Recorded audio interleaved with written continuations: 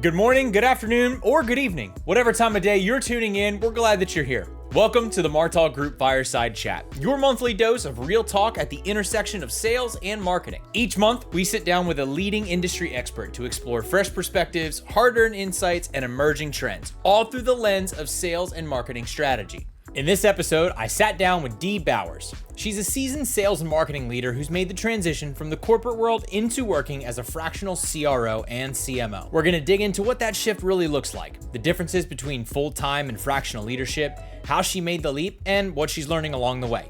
Have a listen. I think it's a big common mistake to engage a fractional if you only want them to dictate the activities that you should run. And not the ICT and messaging. It sounds like you're looking for a company that has a majority of the idea of what they want to accomplish. You're kind of coming in and adding just a little bit of extra, let's call it secret sauce, right? To help make those things run or help to bring everything together cohesively. You know, there has to be some honest conversations on the back end about who are you really targeting? And it's getting people aligned is a lot of it, and focused, because a lot of times they have a dozen different target personas they're going after, and then another dozen different services. And unless I meet a company that has all the money in the world and all the resources in the world, that just doesn't pan out. And so we have to make choices together, right? And some of that is going, okay, well, let's get these defined, and then we're going to have a more impactful point of view when we go into the market. And then those will then be decisions we make, right? When we are talking about sales motions, about marketing motions, and we're going to be really intentional about the ones that we invest in. We can no longer do everything for everybody.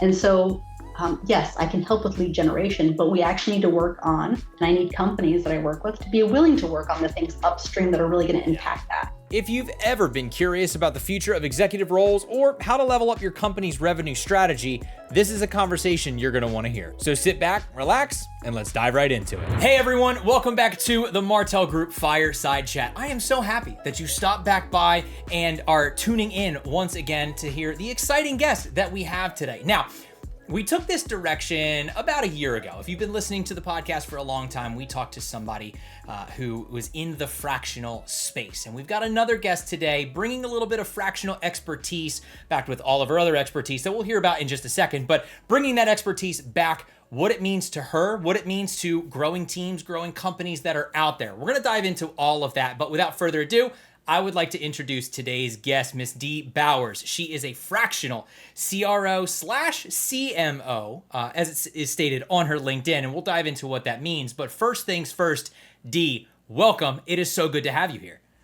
It's so great to be here, Chris. Thanks for having me as a guest. I love it. I love it. Now, we are going to dive into a lot of different things here, and I'm really excited to talk with you just about the fractional background, the fractional direction that you've taken. As I understand it, you have been at this for about 4 to 5 months, I think is what you told me. Is that right? That is correct. So there's a lot to unpack here. And even though you say 4 to 5 months, that's still a lot of experience, in my personal opinion, in the fractional world. Now, here at Martel, we are no strangers to the fractional world. A lot of what we do is also fractional. So I'm excited to get your take as somebody who is filling those CMO, CRO type roles. First things first, though, if you wouldn't mind giving yourself a little introduction here, tell us a little bit about yourself, your journey so far. That way our listeners have an idea of who they get to hear from today. Yeah, absolutely. So again, I'm Dee Bowers. I've been in professional services for about 20 years. And when I say professional services, mainly IT services, tech services, and accounting firms. I know it doesn't sound very sexy and glamorous, but there's a lot to do in those different service-based organizations, especially around B2B. So I really started my career in the marketing focus, funny enough, web design and development, and it just blossomed into doing marketing work for clients. And then, before I knew it, it expanded from marketing and sales enablement to really customer experience. And then I found myself most recently serving as a de facto CMO, and then official CRO. And that has been just an exciting experience, because it does, in my mind, what I think all revenue leaders need to really think about is the whole revenue life cycle when it comes to a prospect and a client. Yeah. And so it really tied that together for me. Nice. Okay. So you've had this 20 plus year excursion, if you will, right, of going from role to role and things like that. Now, I always like to ask this question: is this something? Is this a pathway you saw your career taking? Or, was this something in college where you were like, or back before you got into the professional career world, you were like, I want to do this, this, this, and this in this pathway? Or was it you were kind of building yourself from one position to the next? How did that work for you? That's a great question. And absolutely not. I would have never thought when I was in high school or college that this would have been my calling. I was much more artistic, but I realized really early in my career, I didn't want to be a starving artist. And so I decided that I needed to really reposition myself in my career. And I actually got a much later start than most people. But as I kept upskilling, I realized I was just a lifelong learner, and I wanted to always understand the next thing. And what I found that it was really kind of an organic path here through that career growth in web development, marketing, and then continuing on. I like that. So then now you kind of fast forward to today. And again, you've been doing fractional type services around the same realm as everything you just described for, the better part of 4 or 5 months. What was the, to use your term, maybe sexy or attractive part of the fractional side of things that caused you to step into this role? Was it that you kind of wanted to have multiple different projects at the same time? Do you like to multitask, or was there something about the fractional world that really just kind of attracted you to that model, to bring you to where you are today? Yeah, I think it was a combination. I really like the idea of being able to help multiple companies and not necessarily be aware of the politics within a company, but not have to necessarily be entrenched in that, and be able to come in as an outside perspective and really help those leaders, and then also have ownership of my time as well. I think that was the most appealing part of it for me.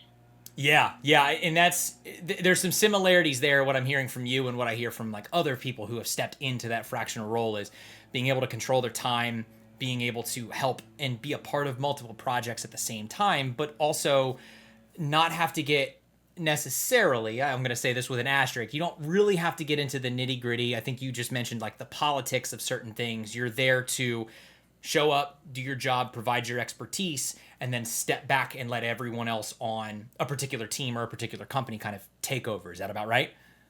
Yeah, and a lot of times as a fractional, you have the latitude to say things that folks who are working in-house can't necessarily say, because they have relationships that they really worry about long term, how that will impact it, just by giving honestly honest criticism sometimes, and hopefully helpful criticism, right? And so as a fractional, it's a great, I think, gift to clients to be able to take that step back and be able to see those things and share them to help them to that next level. Yeah. Do you ever feel, just out of general curiosity, do you ever feel, in your fractional roles with, maybe some of the people that you've worked with or companies you've worked with, do you feel like you are ingrained in the team enough to where like everyone trusts you, they welcome you as a part of the team? Or do you feel like it's more of an advisory role, for lack of a better phrase, where they're like, oh, Dee's just coming in here to tell us what to do and then she's gone? Like, how do you feel, or what's been your experience with that? Well, my experience is I do feel like a kind of integrated part of the team or ingrained part of the team. But I think a lot of times it's just how I guess, engage with clients is, I try to go in with a really open mind and, understand what they're coming to me for, understand what they need, but then also be non-judgmental, right? Kind of just be curious to see where it goes. And that goes a long way into becoming part of the team. Yes, and shout out to Ted Lasso. If you know, you know. There was a little be curious, not judgmental little hook in there. I love that. And I think that lends itself probably to be very advantageous for you in exceeding at your role, right? Or being like a really good integral part of the team that has welcomed you in, because it allows you to be more effective, more communicative, to make sure that you can get done the things that you're trying to accomplish, right? Oh, absolutely. And I think when you come in with that mindset, you can create a atmosphere where people are more comfortable being vulnerable and open with some of the problems and feedback.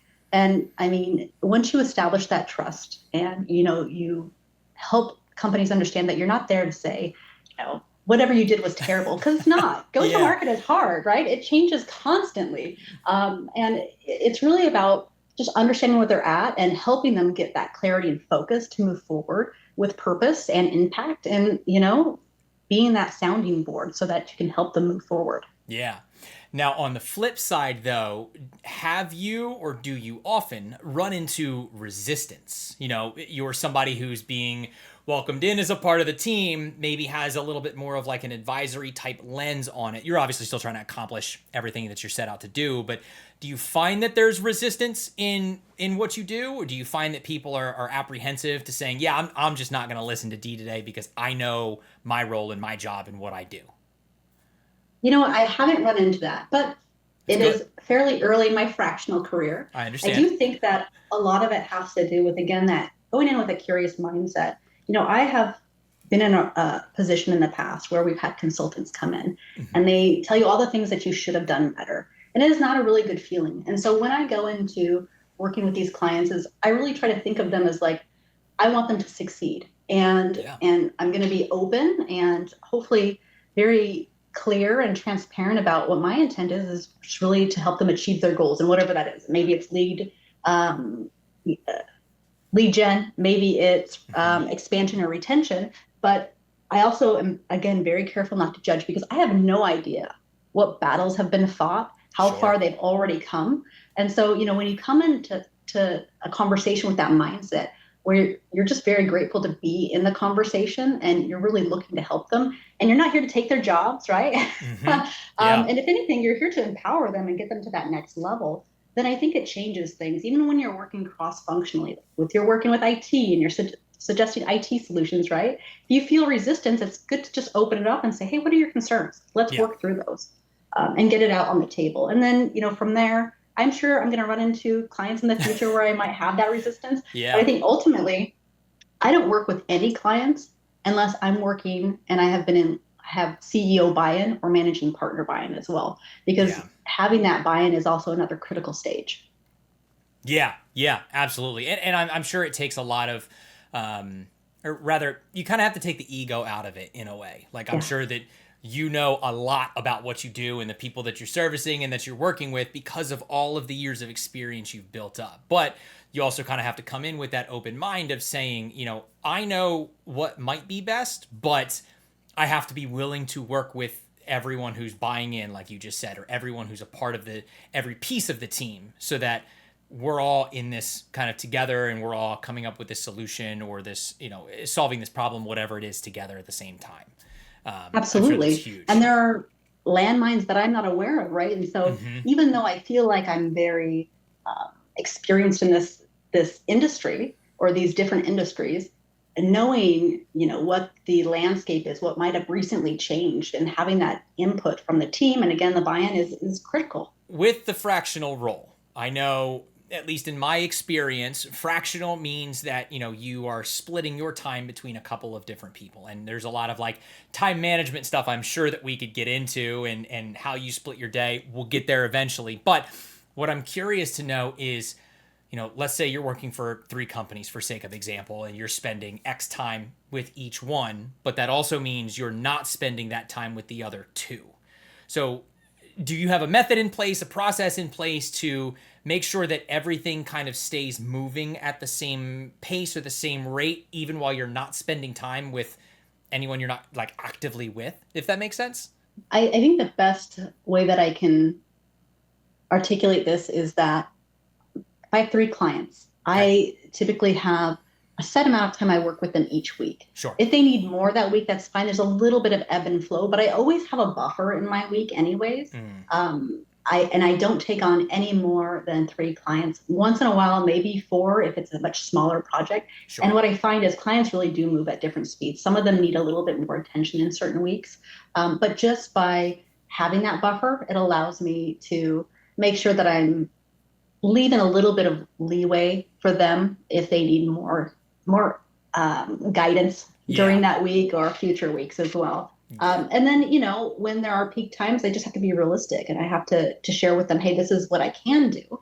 And here are a couple options if we need to expedite whatever it is we're working on. Yeah. Now, I'm not in a position, there becomes a time where, I get approached by other clients. I'm just really open. I'm not going to take more than 4 clients or 3 clients if it's like kind of a one-off projects and I don't feel like I can manage it well. Because at the end of the day, the way that I get a lot of my new clients and prospects is referral. And so making sure that I don't overburden myself is really important. Yeah. And again, I'm sure that all plays into the time management aspect of it, making sure that you can control what you can control.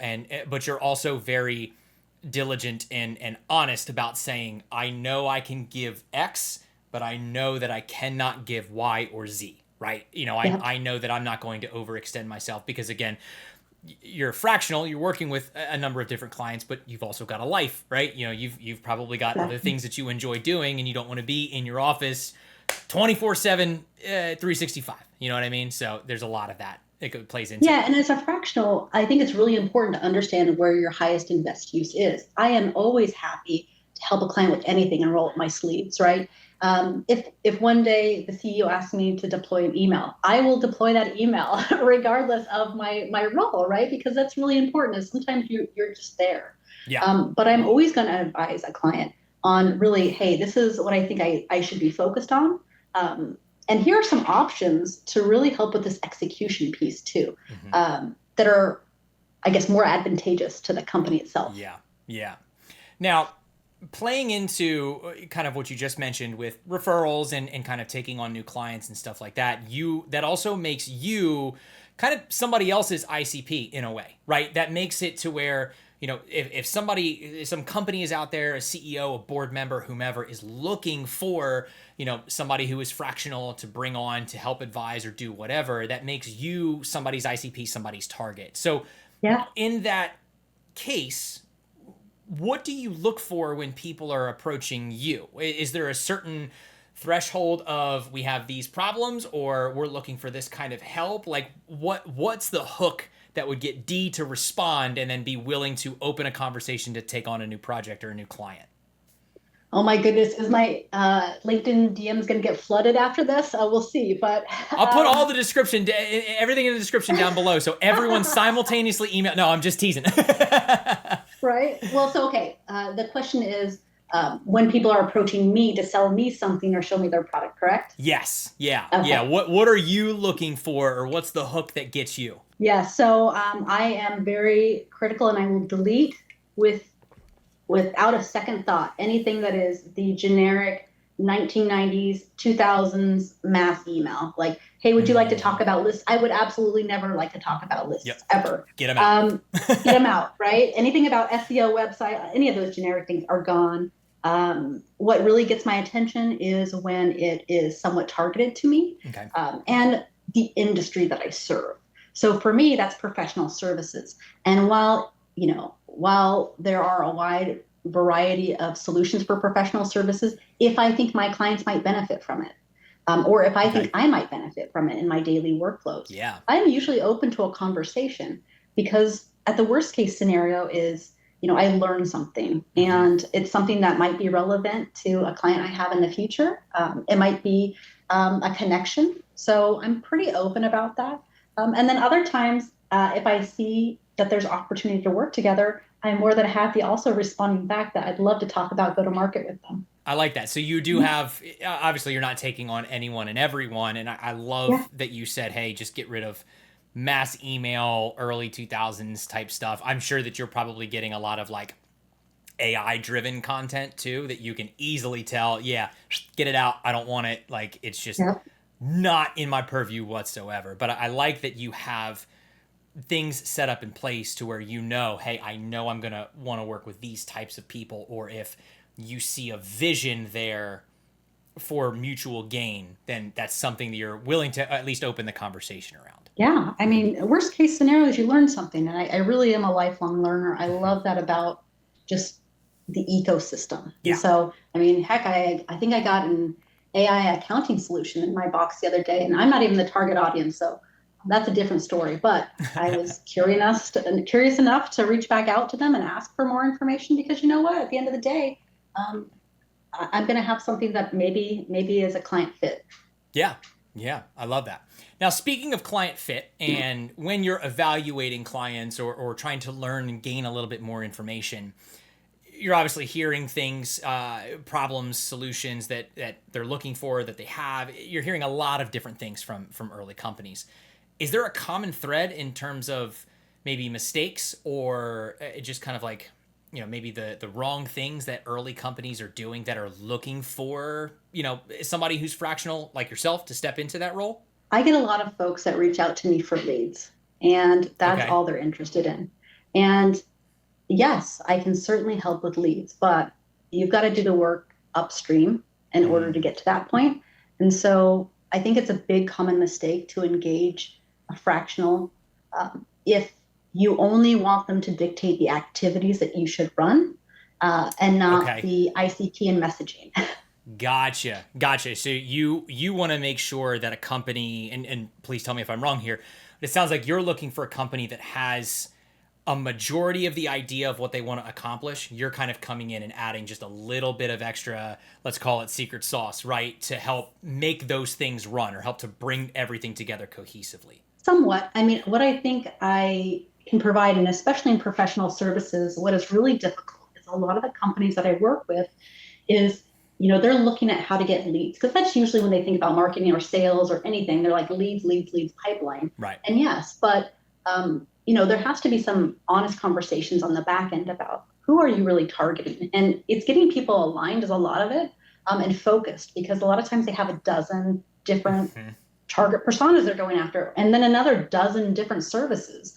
And unless I meet a company that has all the money in the world and all the resources in the world, that just doesn't pan out. And so we have Right. to make choices together, right? And some of that is going, okay, well, let's get these defined. And then we're going to have a more impactful point of view when we go into Right. the market. And then those will then be decisions we make, right? When we are talking about sales motions, about marketing motions, and we're going to be really intentional about the ones that we invest in. We can no longer do everything for everybody. And so, yes, I can help with lead generation, but we actually need to work on, and I need companies that I work with to be willing to work on the things upstream that are really going to Yeah. impact that. Yeah. I like Does that. that does that help a little bit? Yeah, no, and it's a good way to, at least for myself and hopefully for everyone else out there, to kind of frame that, right? And whether they were interested in contacting you directly to learn a little bit more or seeking out somebody who's similar to you, right? Seeking out somebody Yeah. else who maybe fills that role with what they need. I think it's important for, whether, even if it's an older company, but like young companies, startups, whomever it is that you're working with, to understand that, like, you're not going to go out and hire a D and she's going to automatically solve all your problems, right? You've Exactly. got to, A, be willing to put in the work, exactly like you said, but B, you have to understand what that work entails. And it's not like a magic bullet solution where you come in and fix everything. There are other processes that you need to have in mind. You need to understand where you're going, how you're going to get there, and there could be just some extra pieces, extra work that needs to be done. It's, again, I think the big thing is that it's not going to be this one size solution or this magic bullet that's going to solve everyone's problems, no matter how big or how small Exactly. you are. Hmm. Now, kind of going alongside that, I'm kind of curious from your perspective, being in this for, let's call it 4 or 5 months again. You're working with a lot of companies that are kind of bringing you on board to help them out. Are you seeing this as like a future of executive leadership? So are you seeing this to be where a lot of companies, will start thinking about having maybe 2 or 3 set executive positions and bringing everyone else in on a fractional capacity until they grow to a certain point, to maybe then bring them on full time or to grow past that or whatever it is? Or do you think that what you're doing is still in a very early stage from an executive position perspective? To your point, your first point there, I do think that that is a model that will become more popular, Okay. where you have a few executive positions that are full time, and then you have a number of fractional leaders that are supporting you throughout your growth stage. And then, of course, as you get larger, you will bring them on in Mm-hmm. house or bring another full time resource in house to help you. When a company is thinking about hiring a fractional, the scenarios in which I see most readily are, they are smaller. They're trying to figure it out. They cannot justify a full-time headcount. And maybe even their board is pushing them to do it Sure. because they want that full-time, not full-time, but they want that go-to-market leadership and oversight. Yeah. There's also a ton of transition initiatives that create this opportunity too, right? You have a CRO or CMO that exits, and you don't want to just hire the next person, with a heartbeat. You want to make sure that you have the time to recruit the right fit because it's such a critical role. Or M&A integration. I mean, I can't even tell you how important that is when you need to help align go-to-market teams. And how is, the current CRO going to do that with a full workload already? So you can really help them there. New market entry, new vertical entry, a struggling division, or, a founder is just ready to move on from doing it all themselves. And so that's where I feel like fractional opportunities are continuing to grow. And also, what I see a lot too is they have an excellent doer, excellent sales director, excellent marketing director. Okay. But that person is just not strategic, and that's through no fault of their own. And so this is a really great opportunity to mentor those kind of next generation roles and provide that kind of stopgap until they do have the ability to step into that role. Yeah. And I think that makes perfect sense. And honestly, you named a couple more scenarios that I wasn't even thinking about, right? You've obviously got your younger companies or your founders that don't want to do it all, but I like how you're also thinking about M&A. You're also thinking about just kind of like any sort of change growth that's happening, stopgaps, for lack of a better phrase, where somebody exits and you're not ready to fully bring someone else on, but you still need that role filled. I think back to the first part of the answer, it sounds like there's going to be a growing popularity for fractional style employees, probably no matter what the seniority, I guess you could say, whether it's somebody who's in a true CRO, CMO stage like yourself, or even somebody who's just like a sales director or a marketing director, right? All of those roles can probably be filled in various capacities, no matter what sort of like change opportunities are happening out there with certain companies. Absolutely. And I think there are so many just different types of businesses out there that there's a whole world of possibilities of how this might look going forward. But, I also think that with the tenure of a lot of CROs and CMOs in today's market, where that's anywhere between 16 to 19 months as the average tenure, it creates this kind of life cycle for CROs and CMOs where that is more appealing, is just to be fractional. Now, I don't want to discount the importance of having in-house roles as a company matures too, because that's incredibly important. What my hope is for those roles who are in-house is not to look at fractional as something that is threatening, but as like an opportunity to really be an extra set of hands through some of these huge initiatives. And, that would be my goal for the future. And I hope to see that more often. Yeah. I like that. Now, I'm kind of curious because we've been talking obviously a lot about your fractional experience and hearing about all these different scenarios, talking about time management too. For you specifically, or in any role that you've been in the past, do you ever see that the fractional role for you is ever over? Like, do you ever find yourself being able to disconnect completely and be able to, like, I don't know, just kick back on the weekends and not have to think about it? Or do you find yourself like the gears are always turning in your head on like, okay, what can I do next? Or here's how I can solve this for this client. Like, where do you find yourself in that? Yeah, I do find that I can disconnect. Usually it's when I'm outside and doing an activity. I love that. But I will say that I'm always thinking, and I find that, I really love go-to-market. If I didn't, I wouldn't be in this role. But it's not hard for me to think about it because I do love it. So, I'm mowing the lawn or whatever I'm doing, and I'm disconnected, but I have a great idea, or I hear a podcast and I think about a client.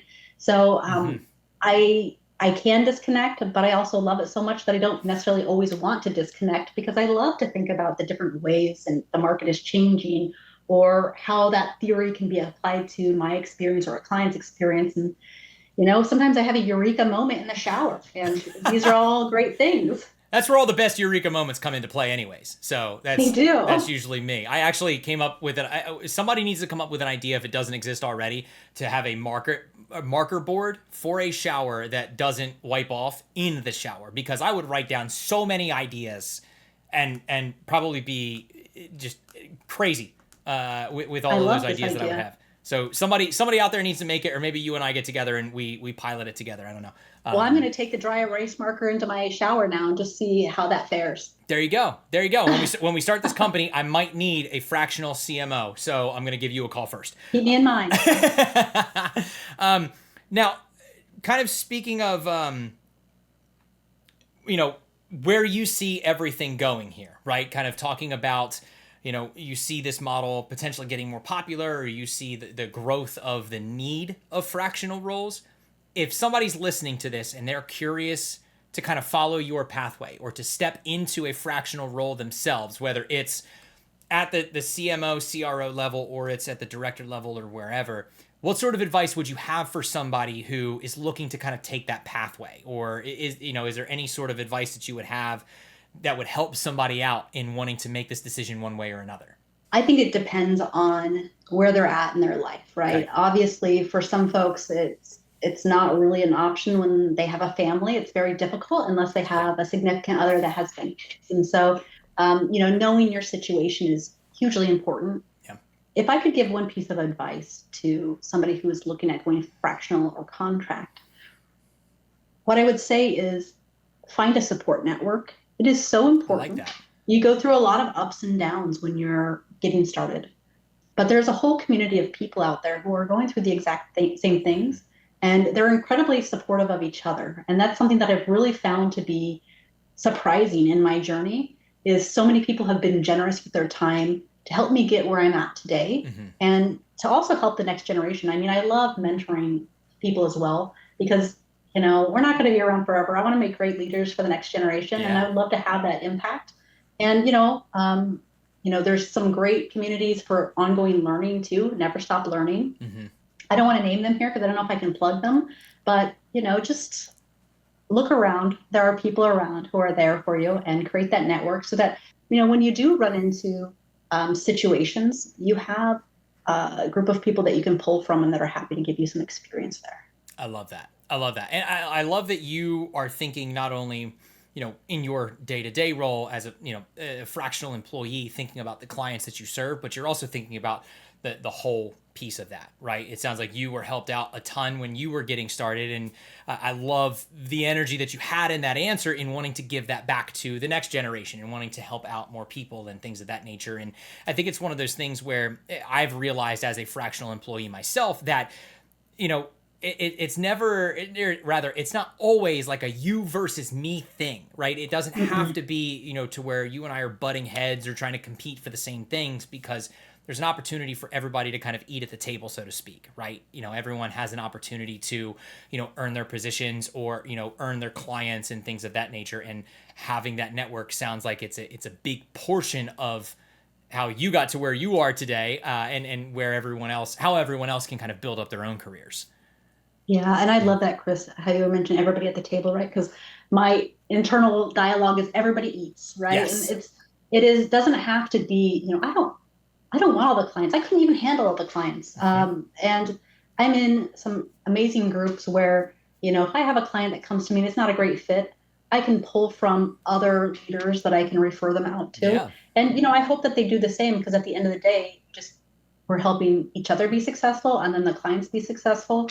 And it's a much better world to live in than the alternative. Yes, 100%. I had a question that I was going to ask you, and now it has absolutely escaped my mind. Oh, for you mentioned always being a student, and I have mentioned this on the podcast before. A little college throwback. There was a stone in front of the library where I attended college that said, "The spirit of learning is a lasting frontier." And I just love that quote. I'm biased because I went to school there, but it is what it is. For you, always being a student, always trying to learn and things of that nature, what are some things that you do to always kind of stay on your toes? You've already kind of mentioned, not fully being able to disconnect or not fully wanting to disconnect.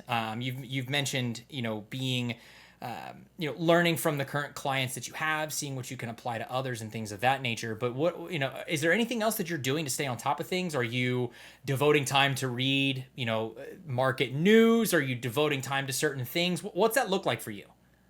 Yeah. So I take a lot of courses for ongoing learning around, AI and GTM I like or that. just leadership, and actually client service, what it means to be really a great consultant to clients. Mm. And, so it's learning on a bunch of different fronts, but also um, getting out of my comfort zone is the right term for it too.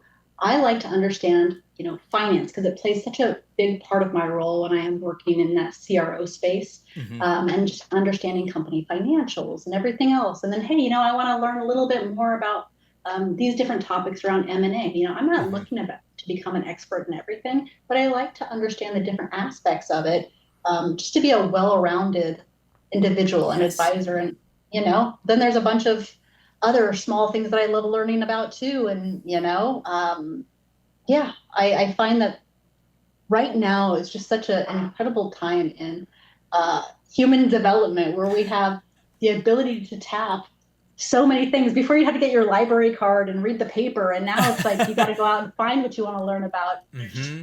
1,000 different things. I also listen to a lot of podcasts. I like that. So hearing from other perspectives is huge. And I network regularly. I want to talk to other people. I want to hear what they're doing, Hmm. and then go investigate those things. Yeah.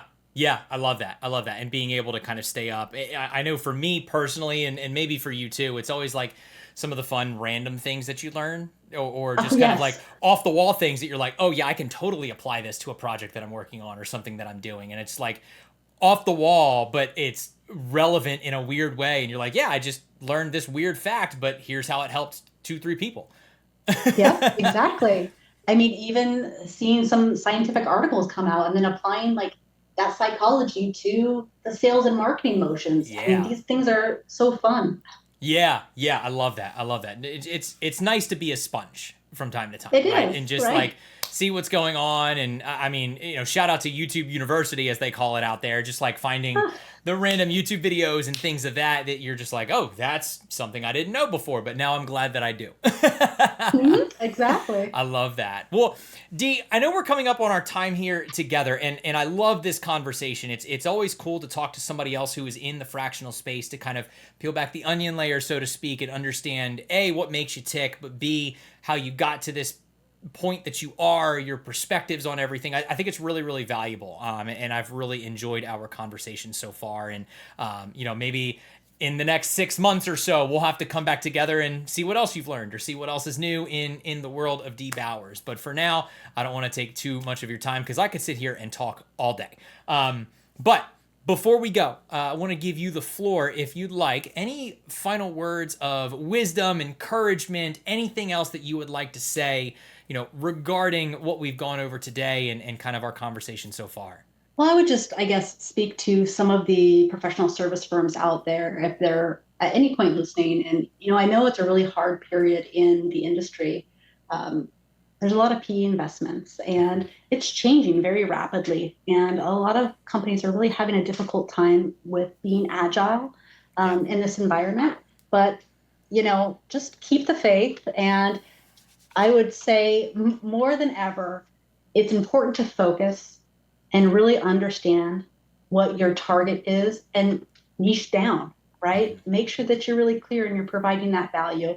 So, those are my words of encouragement for any companies that are listening that are really struggling with it and just overwhelmed with the change. Everybody's overwhelmed with the change, by the way. Mm-hmm. So, you're not alone. And, just maintain focus. That is going to be key right now. I love that. I love that. Now, I know we joked about it a little bit earlier, but if anybody wanted to get a hold of you, what's the best way to do that? Is it LinkedIn? Is it your email? What would be the most opportune way in a non-carbon copy 2000s email way, by the way? Connect with me on LinkedIn. I love Yes, I that. would love that. And, if I get any of those carbon copy DMs, then I'll let you know. But for right Straight to the now, I'm going trash. to right straight to the trash. You just wasted an email. Um, but I would love to connect with other people who are looking for support.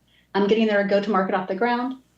And yeah, would love to be part of that conversation. I love that. Well, Dee Bowers, everyone. Dee, thank you so much for joining us on this conversation today. I had a great time, and we'll look forward to staying connected and talking to you soon, okay?